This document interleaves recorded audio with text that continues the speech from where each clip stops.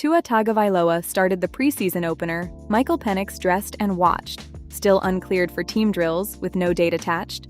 And hours before kickoff, the NFL suspended James Pearce Jr. for 8 games on a defense that had already lost Jalon Walker for the year. In July, we said Atlanta's price was a bet against a knee. The best roster on paper in the South, the whole 7-9 win distribution hanging on Penix's training camp clearance, and a bridge scenario said out loud, if the knee isn't right in September, this becomes a Tua team. Last Sunday, we called it complicated because the clearance was 10 days late. Tua was taking the probable first-team reps, and the bridge was assembling itself in the practice reports. The preseason opener answered last week's second watch item in the most literal way available. Tua started Friday's game against the Broncos, a 27-7 loss at Mercedes-Benz Stadium. He played 2 series, 3 of 5 for 22 yards, per Charles Odom of the Associated Press, though the team's own game breakdown counted it 4 of 5. Both agree on the 2 series and the 22 yards, working from the pocket with completions mostly to Kyle Pitts, and got out clean. Penix dressed, but did not play, still under medical limitations, per Will McFadden and Tori McElhaney on the team's website. Then the evening went sideways. Cooper Rush threw 2 interceptions, including the one that defined the night.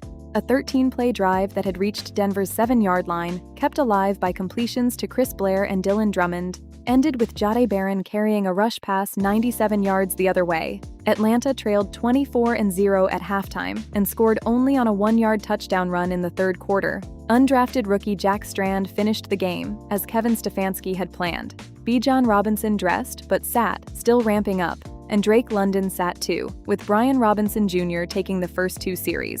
Blair led the receivers with 37 yards, including a difficult 21-yard catch. Left tackle Jake Matthews left after 1 series. Dealing with something, but he's okay, per the Associated Press. Stefanski's postgame read, I think we have miles to go. There's a lot of work that I'm really pleased with, and there's a lot of work that we have left to do.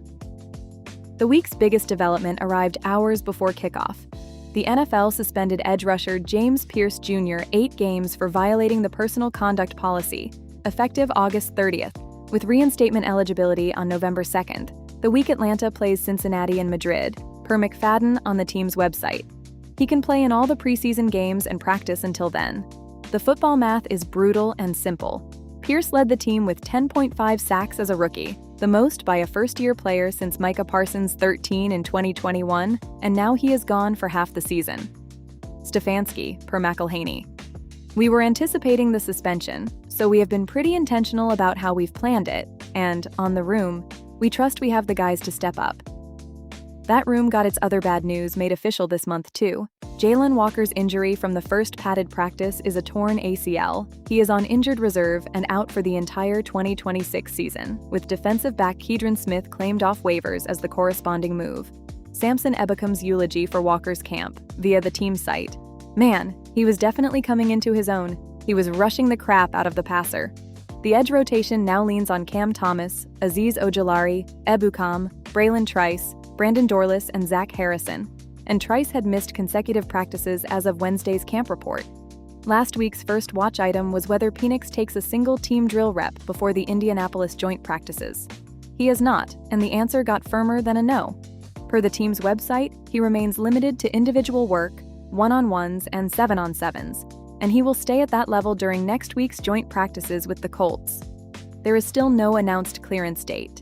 Stefanski asked Wednesday about the job.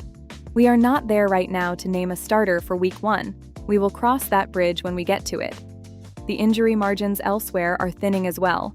Right tackle Jawan Taylor limited to individual drills. Jesse Bates III not practicing but described as getting better. Avion Terrell and Deshaun Hand sitting out Wednesday's session. Does the July framing hold? Complicated. The bridge quarterback scenario is no longer a scenario but the operating schedule through at least the Colts week, and the pass rush the projection assumed just lost its 2 best young edges for most or all of the season. What would change it? Any Penix clearance for 11-on-11 work, and how the shorthanded edge room holds up in the Indianapolis joint practices. We'll check Sunday. Data via NFL Verse.